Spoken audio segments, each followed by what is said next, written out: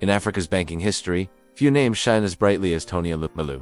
But his journey didn't start with wealth and privilege. It began in the quiet streets of Jos, Nigeria, where a young economics graduate dared to dream beyond his environment. Tony wasn't born into money. He wasn't connected to political power. What he did have was confidence, relentless drive, and an unusual belief. I can build something great, even from the bottom. At just 27 years old, Tony saw an opportunity that most people would avoid. A struggling, almost dead bank called Crystal Bank, located in Lagos. Instead of walking away, he applied to join the bank, but not as a regular staff member. He wrote boldly, "I want to work where I can make the most impact." The management was impressed.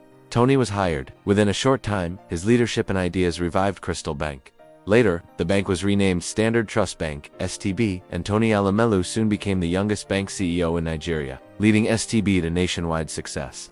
But this was just the beginning. In 2005, something happened that changed the African banking landscape forever. The Nigerian government ordered banks to recapitalize. Weaker banks would either die or merge. Where others saw crisis, Tony saw opportunity. He led a bold merger between Standard Trust Bank (STB) and United Bank for Africa (UBA), a historic move that shocked the entire financial sector. People doubted it. Many thought the merger would fail. But under Tony's leadership, UBA transformed into one of Africa's biggest banks, expanding to over 20 countries, with headquarters in Lagos and branches across West, Central, and East Africa. From a struggling bank to a continental giant, Tony Elumelu had proved that bold vision can reshape industries. But he didn't stop there. In 2010, Tony stepped aside as UBA CEO and launched Heirs Holdings, an investment company focused on Africa's economic transformation. And then came one of his proudest achievements, the Tony Elumelu Foundation (TEF), a program that has supported over 18,000 young African entrepreneurs, providing funding, training, and mentorship across all 54 African countries. A man who once revived a dying bank now helps thousands build theirs.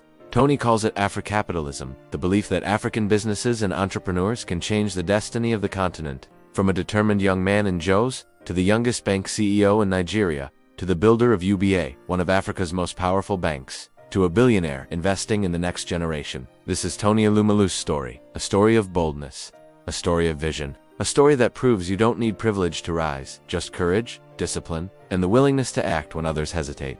If Tony Elumelu's journey inspires you, then imagine what your own journey could become. Subscribe for more powerful African success stories. Like this video so more people can learn from it, and comment below, which African entrepreneur should we cover next?